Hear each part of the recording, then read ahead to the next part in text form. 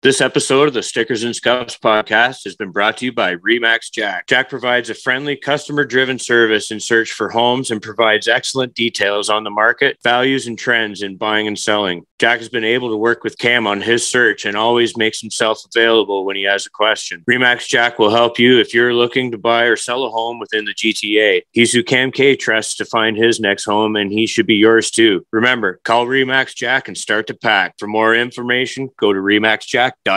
Hello, Stickers and Scuffs friends. We are thrilled to bring you another episode of the podcast tonight in partnership with our esteemed friends at North American Source Solutions. Led by the dynamic duo of Pops Campbell and Steve Decline, NOS offers a comprehensive range of professional services designed to fuel the growth of North American companies. With their expertise in logistics management, outsourcing, sales management, manufacturing support, marketing strategy, nearshoring, and much more, NOS serves as a one-stop solution provider for all your growth needs. Whether you require assistance in locating the right suppliers or want to optimize your manufacturing processes, NOS is here to help. Their sourcing capabilities enable companies to tap into a vast network, bringing products from all around the world to North America, ensuring a local presence without compromising quality. Don't miss out on this incredible opportunity to expand your business. Reach out to Pops and Steve at NOS today and embark on a journey towards success.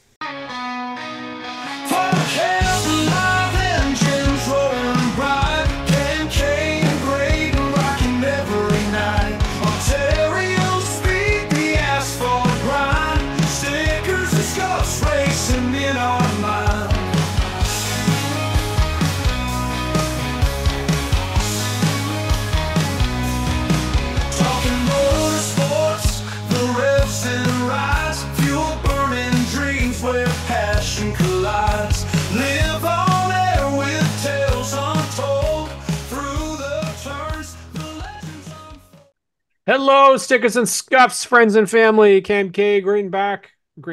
Oh, this is not a good start over on Monday. I am Green Bun back with you. We were just talking about Mondays, weren't we? Yep. With our special guest this week, he is the current points leader in the Inventory Express Superstock division out at Delaware Speedway. I feel like I've said that he's done that before. He's kind of he's got the number one for a reason. It's Trevor Collver here on the show. Trevor, how are you doing tonight? I'm doing awesome, guys. Thanks for having me. How are you doing? Well, we're getting to talk racing. There's nothing better. And we're talking with one guy who one of the first races I ever saw. In I believe it would have been was it maybe 2020? I don't know if you guys did them in 2020, maybe 2019 at Jukasa. And Yep. number one Superstock. I knew it right from that day forward that I would remember that number because it was fast and it was kicking everybody's ass, and really hasn't changed in the last couple of years. How have things been for you this season? Yeah, things have been awesome, and actually, for you to just say that is such a pat on the back. We work so hard every track we go to, and through Casa, we've done really well. So to hear that you remember that as well as I do, that's awesome to hear. But yeah, we're having an awesome year in 2024. We decided to change up our schedule a little bit. Since 2020, that was the first year that they started doing the traveling series. Mm-hmm. Since 2020, this is the first year we haven't done the traveling series, and we've just focused at Delaware. I love racing as much as I can, just like you guys talking about racing as much as you can and racing as much as you can, Graydon.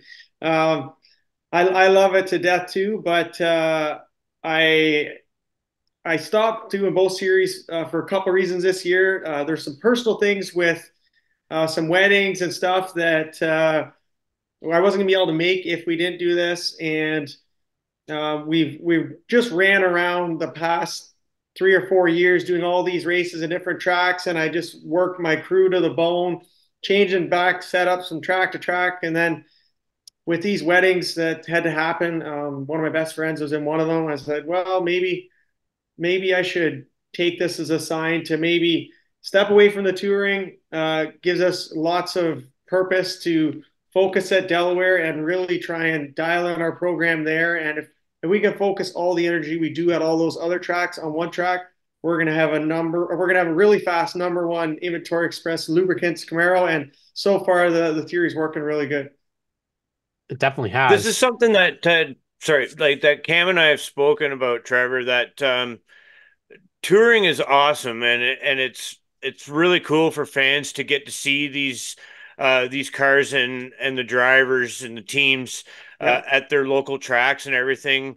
But at the same time, it's inherently expensive. I mean, racing as a Yeah. whole, we all know that it is, but I mean, when you factor in travel and all the expenses that come with that, it's something to say that you've been able to do. It's something to say that you can always go back to, but it's also kind of scratching the itch, if you will. Like you're saying, you have all these personal commitments, and this is something that for me in my little driving career that I'm kind of walking that line where I have kind of the life that I had before I started driving, and it's something that I can't leave behind completely, just like I can't go back to the way it was before now that I've started racing. So it's just like balancing a race car, right? You got to find that balance and strike that balance. So sometimes that means coming off tour and staying home at your home track. But I mean, there's no shortage of competition there, right, Trevor?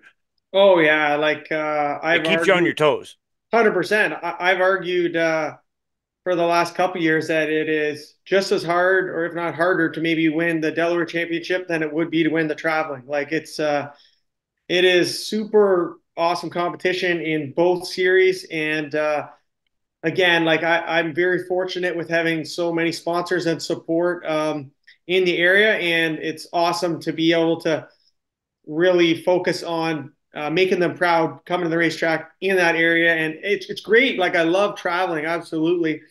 Um, but just to really focus in on this and yeah, just have a little more success with it. We've been successful for the past since 2019. I feel like almost every time we go to the racetrack, I feel like we've got a chance, or if not, something's weird. But this year we just really got things dialed in, and uh, things are going our way right now. I hate to say that. I don't want to ever jinx myself, but things are going our way. We're working hard for it, and hard work pays off. One of the things that we are really glad to talk about with you about is the probably the most important thing that a racer needs to do. And we've brought this up on the Stickers and Scuffs podcast, SNS Live. I brought up on Track Weekly that Trevor Collver is somebody that racers need to emulate. They need to copy because Trevor Collver does not forget a single partner in victory lane. And you have a ton of them, but the one thing that we always try to make sure is we give opportunities for racers to shout out their partners when they do a show, when they do a podcast. And there's so many that don't remember. They don't Yeah. remember them. So I want to go back to when you made this partnership with Inventory Express. We'll just say that because that's the primary partner on the car right now. So that's not a small partnership. This has been a couple of years that you guys, I'm not sure the full amount, but Phil, if we go back a couple of years, you did have a blank car at one point. You had a blank truck, you had a blank this, you had a blank that. So how did that come about? And when did you get to the point where you're starting to remember everybody? Or is that always something that you've done? So I guess we'll go with starting to remember and knowing the significance and importance, because it's kind of brings me way back. I had to be 12 or 13 years old.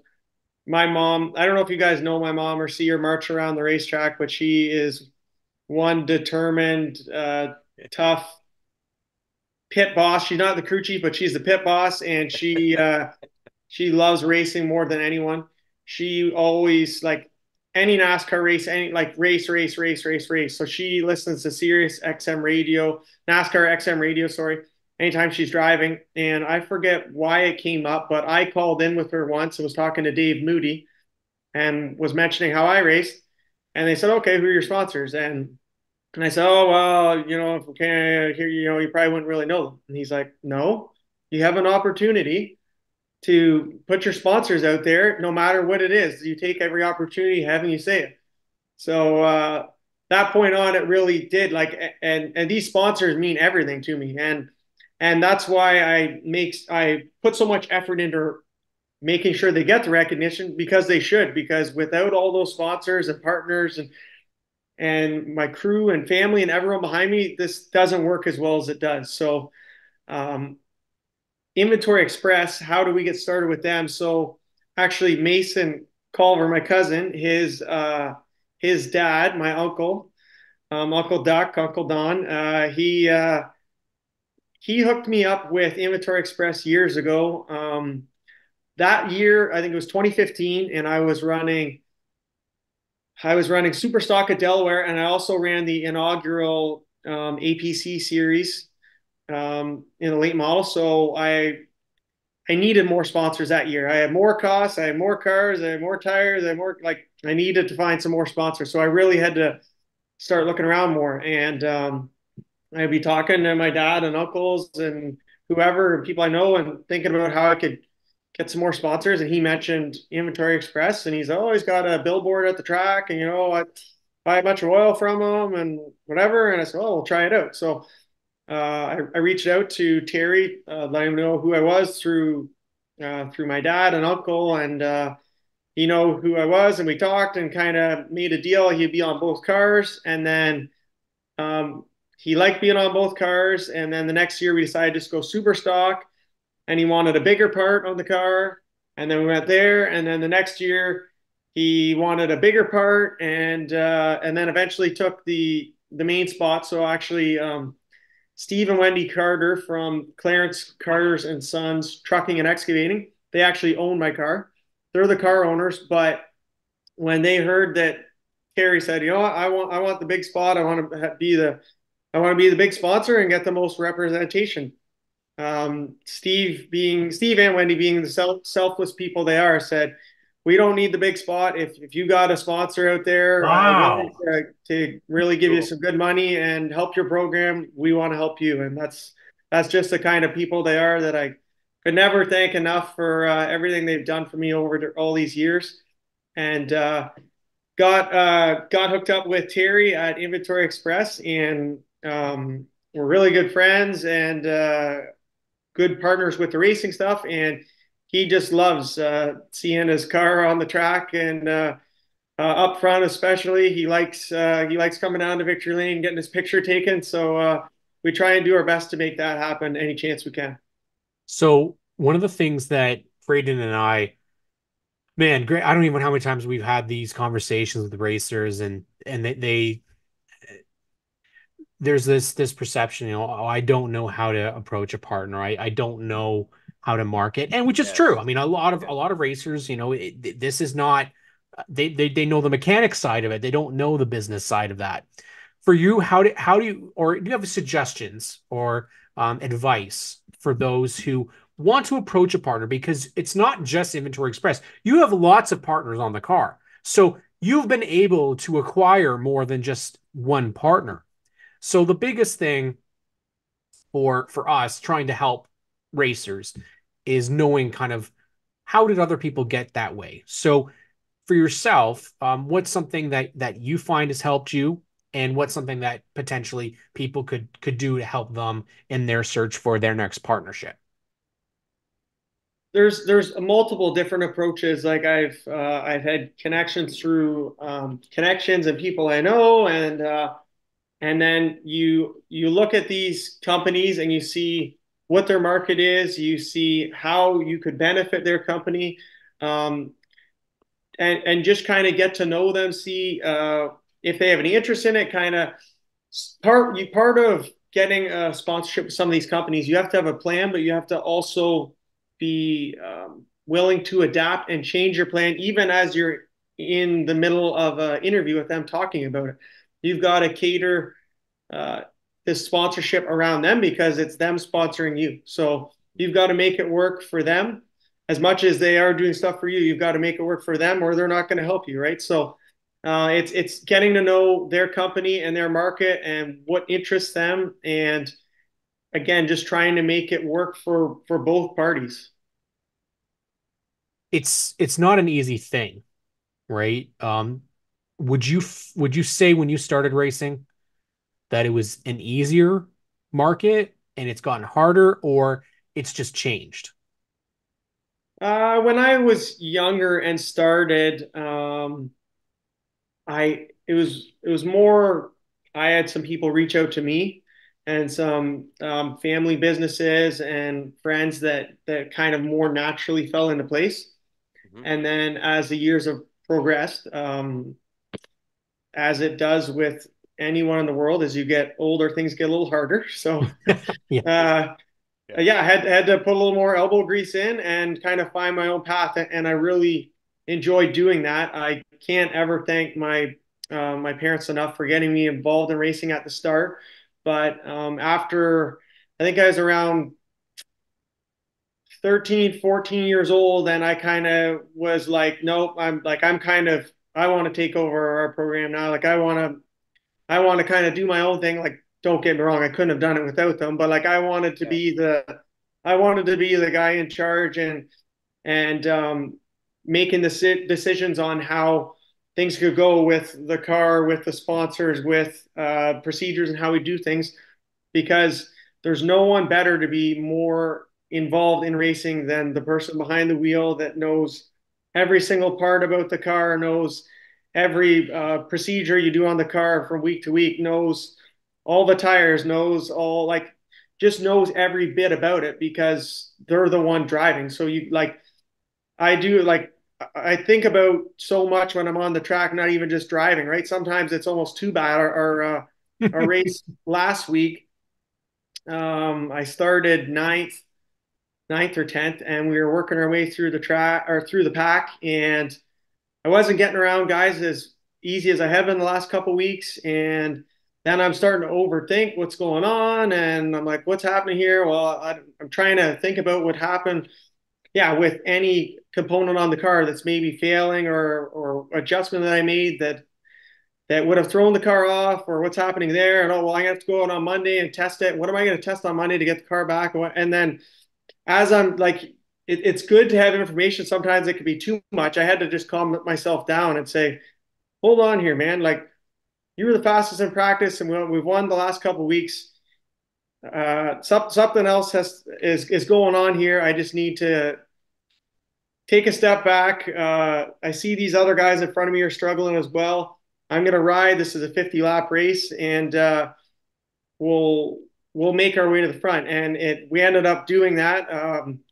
Again, thinking about all these things, like you're just thinking about it. And then after the race happened, I'm all happy, and we're like, oh, well, the car came to me, and then this week I got thinking about it too. I'm like, well, I'm not satisfied unless I know what happened. Like you can't say, oh, well, yeah, it got better. That's good, right? Like I want to know every single detail, and I got thinking about it, and this is my story. We'll see whether it's true or not. But my story is that there wasn't much rubber on the track because there was monster trucks. So when I tried to get out of the groove and pass low or pass high, there's no rubber at all there. Mhm. And then as the race went on and there's more restarts and side by side racing, the track rubbered up to bit and the track kind of came to me, nothing with the car. But um, it's it's just I totally believe it's the best way possible to be as involved as you can be in your program in every single aspect to understand it. Just sometimes you got to be careful you don't overthink because I've been known to do that a couple times.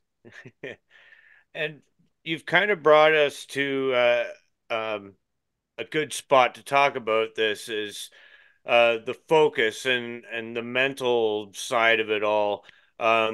You have an initiative coming with your Pack the Track night, which we'll get to as well. But the mental side of it, which is something that we always like to touch on, just because it's a demanding sport, no matter where you are in it, whether you're um, track management promoter. I mean, they're always up making decisions against weather and that sort of thing, and rules and protocol and that stuff. To the competition side, whether you're a driver, you're a pit person, uh, track worker, what have you.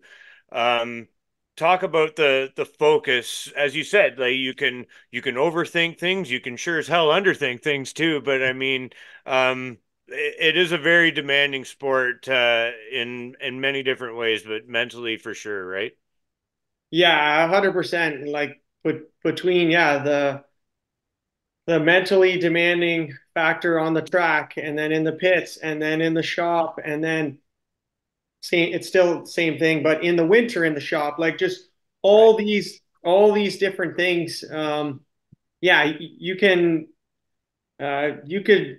we talk about going in circles. You could spin yourself in circles thinking about all the different things that you could be doing with your car or your program. Mhm.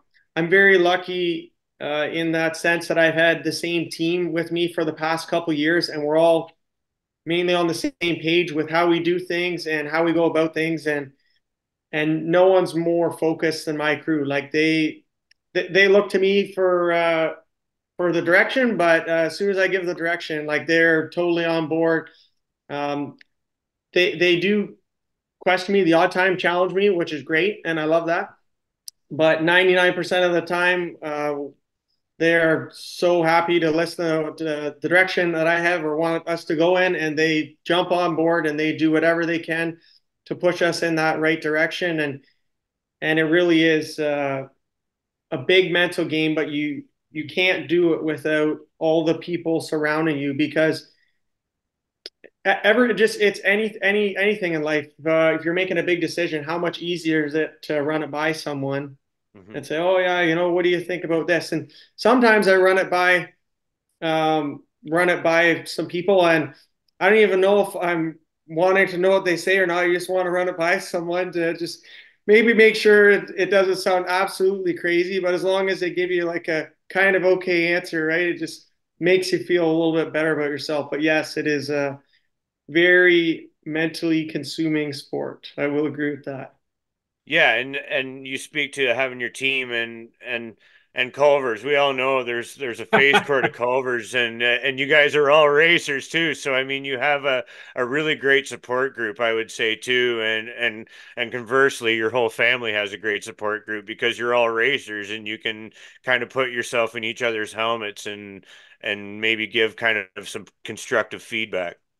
Oh yeah, 100%. Like I think Mason. I think I've watched SNS podcast where Mason has told you guys a bit of the story, but my grandpa started an auto shop in Melrose, the town that we kind of grew up in, and my Mhm. uncles and dad grew up in, and there was seven Culver boys. Six of them are involved in either being a mechanic, or my one uncle that is a mechanic. He sells cars and has been in the car industry for years. And they're all mechanics at heart, and they all love it to death, the racing. And I really wish my grandpa was around to see myself and my brother and Mason race, because he used to go to the track all the time, and I'm sure he's smiling up above watching it. Car culture is alive and well in the Culver family for sure. That's right. You get to see a lot of talent at Delaware Speedway, um, being there on a regular basis. And we always like to ask guys that are veterans at the tracks and in certain divisions, who are some names that are on your eye? Because there's been some really good super stock racers that have just come into the division, but obviously there's bone stock racers, there's late model racers as well. You see names like Kyle Steckley, Lane Zardo, Carson Nagy, Chase Pinsino that have become part of the divisions. Got Jay Cox, who's moved into the super stock divisions, Cody Wilds, um, uh, take any TJ other. Jr. Yep. Yeah, exactly. There's so many. So Trevor, who are some names that Ontario race fans should be paying attention to, because they definitely have got something that people are going to see in the future? Yeah, so I guess if we're just going to focus on those younger upcoming racers, because if there's so many talented racers, we'd be here all night Exactly. We're going to talking start about with the all the young. Yeah. Delaware ringers. But you mentioned a couple good ones right off the bat. Jay Cox, a really good race car driver, came from the Bone Stocks. I remember last year when my brother was getting into the Bone Stocks, I said to him, "Hey, let's go watch Jay Cox, how he gets around this corner. Like he is on rails. Like watch him, right?" Jay Cox, Cody Wilds. Cody is improving so much. I got a phone call from his dad half an hour ago, and they just finished practicing at the track, and they really got the car working a lot better tonight. So there's a lot of excitement out of that. Cody's one to definitely keep your eye on. Pete Vanderwist Jr. Yeah, there you go. Pete Vanderwist Jr. Yeah. The last 3 or 4 weeks, he's really turned it on. He's finished second the last two races at Delaware. Won his heat last week, and maybe even the heat the week before. He's really turned it on. Um, who else? The Bone Stocks. Donovan Clark. Yeah. He is ahead of my brother by I think about 10 points right now for third place in the Bone Stocks. So awesome job, Donovan. It's great to see you in third. I'd rather see you in fourth than see my brother in third. But, I mean, pat on the back. One of my sponsors, Mark Kennedy Trucking, his son, Matt Kennedy, used to race J cars against Donovan Clark. And back then, Donovan was the guy to beat. So he's always been a good driver, and he's proven it again this year. There's just so many. I kind of upset you guys put me on the spot a little bit here to try and rhyme all these names off, but there is so many good upcoming racers that have such a bright future. The 93 on the Bone Stocks. Race Meyer. Yeah, I think he's a young buck too, and he's been running well. If I had a list in front of me, I could probably highlight about 7 or 8 cars in each class. But and then you got that young kid Paul Fothergill running that's division. right. I mean, it's got to be cool though to see guys that but they're sticking around Delaware Speedway. They're not leaving. They're not calling it quits. They're trying something new, and that's what's really nice about the track is that you have several divisions that you can go back and forth with, and I think that makes it really exciting with the V8 stocks that you can go from a V8 stock and let's jump in a bone stock this week instead, or let's do this, or let's do that. Delaware is a track that we'd love to get to a lot more. Unfortunately, it's distance for us. But what is it that you love most about Delaware Speedway? Because there's a lot to love. Like you say, there's a lot to love. Number one, I grew up watching races there as a kid, up on the hill in turn one, looking down, watching Steve Robley and Steve and Ron Sheridan, and watching those three. They were the big three back then. You're watching them and kind of just dreaming if anything ever like that would be possible as a kid. And like, absolutely did I never think that's what I would be doing this many years down the road. So the emotional connection and I guess the physical connection, because it's only 20 minutes from my house. That's huge. Just the track being built into the hill and it just being the layout that it is, like it can't get much cooler than that. As Chris Soares would say, it's an egg-shaped track. It's shaped like an egg. It is. It's nuts. And then just the character of the track, like it's been rough, and then they paved the upper groove in turns 1 and 2 and 3 and 4 to make some more side-by-side racing, and then having the pits inside the track, and everyone could see what's happening from the outside. See everyone in the pits on the inside of the track, and like you said, I don't know where you stop here. There's just so many cool aspects about the track that I love to death. It's just so fun, and like I still sometimes get chills. I'm not sure which way you guys take to get there, but where I come down the hill by the river, and as you come down the hill, you can see the flags and the stands built in the hill, like in the distance. And you just get chills. I think it was 2015 when I was racing both those cars, Super Stock and the late model. It was the Thursday night before we raced Friday in Super Stocks and then Saturday in the late models. And I drove there on Thursday night and just wanted to experience going down that hill and feeling that. And you get those chills. And then I jumped the fence at the track there and just I didn't walk the track, but I just jumped the fence to get up there and look and just try and feel it and kind of be a part of it. It's just a electric atmosphere, and it's so cool to be fortunate enough to win a race and look up from victory lane and just see all those people up there. You're the show. You're putting on the show for all those fans, and it's awesome to be able to have that much support watching you do the thing you love. Well, you do a good job selling it, that's for sure, man. Thanks a lot. You got a big event coming up this week. Tell us about that. Yeah, so I gotta give the credit to my wife for multiple reasons. So we call it Pack the Track Trevor Collver Fan Night.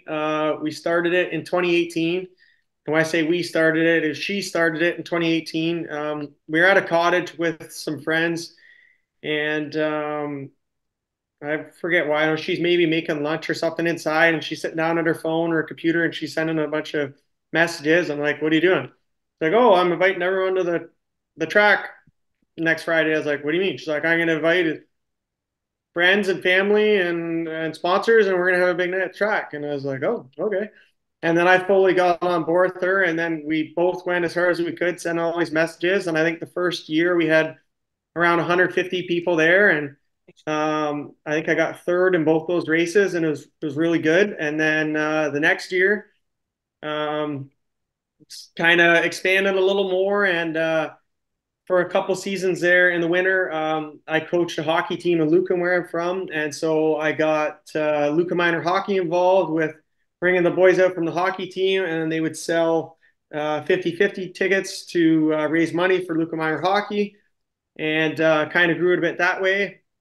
And I think we had around 250 fans that night, and we won qualifying, won the heat race, and won the feature race. So next to my wedding day, that was the best day of my life. Yeah, you got to throw those in. You do.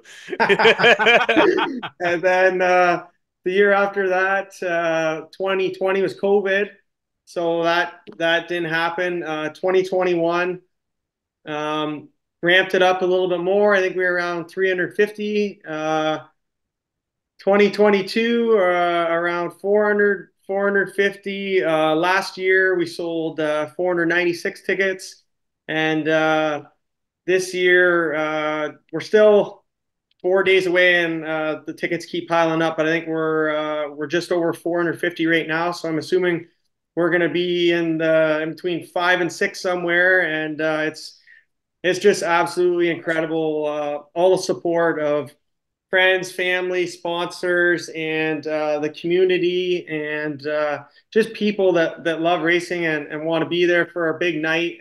We actually we have the Nicholas Smith Memorial Foundation raising money for mental health there, so they're going to be there doing the 50-50 draw. So we're super excited to have them, and they mean that foundation and that family means a lot to the community. So we really get a lot of support with that, and it's honestly just such a fun night.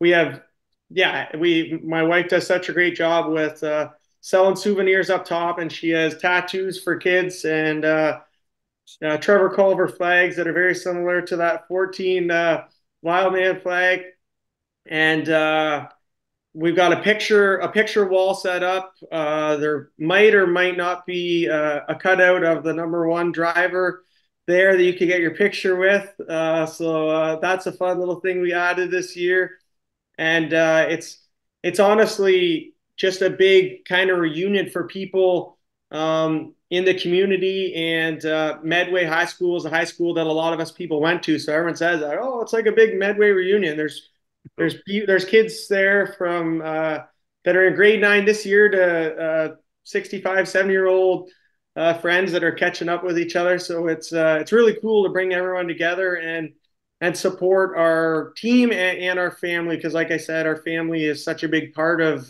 this, and it's a lot of fun. We just hope we can do the best and try and bring a win to all these fans cheering us on.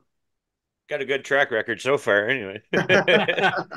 And now comes the honorable sponsor thanking, partnership thanking, and anybody that's on your crew.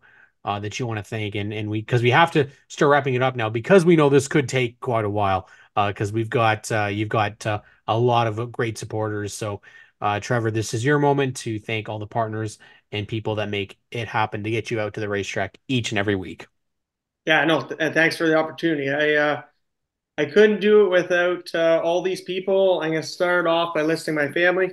So my wife, she is my best friend and biggest supporter, and makes this happen and my life happen and everything happen. And it wouldn't happen if it wasn't for her. So I got to thank her. Got to thank my mom, my dad, my stepdad, um, my stepdad's girlfriend Nancy, my brother, Daryl Stanley from my pit crew, Mason Culver, Tanner Peary, Alan Gold, Greg Edgerton helps in the shop. My uncle helps in the shop, Uncle Dinky. Gotta thank all my sponsors that again could not do it without all these sponsors. So I mentioned before the car owner, so Steve and Wendy Carter with Clarence Carter and Sons Trucking. Can't thank them enough for everything they've done for me over these years, as well as Terry Wright and Inventory Express Lubricants. Got to thank MGV Concrete, DK Equipment, Hodgins Custom Service, Wilds Printing, BRW Trucking, Donley's Pizzeria and Cafe in Lucan. If you want a great bite to eat, they're the place to go. Quadro Communications, they're a new sponsor. Got to thank them for coming on board. Naramco, they're another new sponsor. JO Livestock, another new sponsor this year. Got to thank them. Got to thank Lux Homes and Ahmed Wakas, Ali Hassan at Scotiabank, Mr. Transmission on Exeter Road in London, Mark Kennedy Trucking, Outback Tire Shack, G&L Automotive, Fix Auto, London Northwest, Novus Glass, London Northwest, Melrose Garage, Culver Towing, Dave Culver Auto Care, Hallmark Memorials. We're doing pretty good here. I think I've got. That's everyone. Yeah, that's everyone. Wow. No, it's good. That was slower than I say it. That was good, actually. I was gonna say I should have stuck a microphone in your face. You do it much faster. No, like seriously though, all those people. I mean, I've had a couple sponsors before that I could never ever say a bad word about them, and I'm so thankful for having them. But they were sponsors that maybe weren't as involved, and I wasn't as interested in that. I wanted sponsors that I knew this meant a lot to. I meant a lot to them, and they meant a lot to me. And every one of those sponsors I just listed off is exactly that. We all have a connection with each other, and between a personal relationship and us helping out their business, could not thank them all enough for everything they do for me. It's my turn to do something for them, and that's like I said, park that #1 Inventory Express Lubricants Chevrolet Camaro in Victory Lane on Friday night, and that's exactly what we plan to do. Awesome. Great, and he didn't miss one. I'm looking at it, he didn't miss one. No, that's good. Hey. That's nice. Good. It's so awesome to have all these people there. Like I said, as I've mentioned, every single time I got a microphone in front of my face, I couldn't do it without them, and I'm so thankful. And just really looking forward to Friday. The weather, knock on wood, the weather looks really good for Friday. It's going to be a full card between V8 stocks, super stocks, late models, King of the Hill. It's going to be packed. JR Excavating, they are a huge powerhouse company in the London area for sure, and they're growing. They're having their employee appreciation night out there. So they're going to have a ton of people. We've got a ton of people out there. King of the Hill brings a ton of people. It is going to be an absolutely jam-packed house, and couldn't be looking more forward to putting on a good show for the fans. Man, this sounds like, this is going to be a good weekend to go out and catch some racing for sure. And we'll see you guys there. Like it's going to be a packed house. There's going to be a sea of that Inventory Express orange there, it sounds like, too. we got an orange solo cups. Oh, my God. That's awesome. Those need to be for sale, man. Those are pretty wicked. That's beauty. Awesome. Had to with get that water, product of plug there. course. That's wicked. Just they're just for water. Yeah. That's right. Else. Exactly. Yeah. Nothing else. Everyone will be the most hydrated they've ever been. Yeah. Exactly. We care about hydration here on SNS Podcast, so we're going to make sure that people deal with those. Those are. I mean, love stuff like this. Love Awesome everything touch about for it. sure. How can people get tickets if they want tickets for the Trevor Collver Pack the Track Night? Yeah, so if anyone's still looking for tickets, you can reach out, whether you send me a message on Facebook or whether you email me. If you go to my Trevor Collver Motorsports Facebook page, there's a poster there that gives you that information. It's pretty simple. If you let me know how many tickets you're looking for and e-transfer me the correct cash for those tickets, I email you the tickets back. You take the tickets to the track and you're in the gates. It's Delaware does a little bit of a kickback and they give us 25% off to all the tickets we sell just to help kind of drive people to the track, and it seems to be working good. Gotta love it. Love initiatives just like that. We'll share that to our page too, so people can find that too. That's awesome. Appreciate it. Thank you guys for having me so much. I've been a little jealous see Mason on here a couple of times. I wanted to get on here myself, so happy to get on here and talk with you guys. Yeah, it's been a bit of a wait, but we were glad we were finally able to do it. Thank you for tuning in to the Stickers and Scuffs podcast this week, everybody. And we want to thank our special guest, Trevor Collver. Thanks, guys.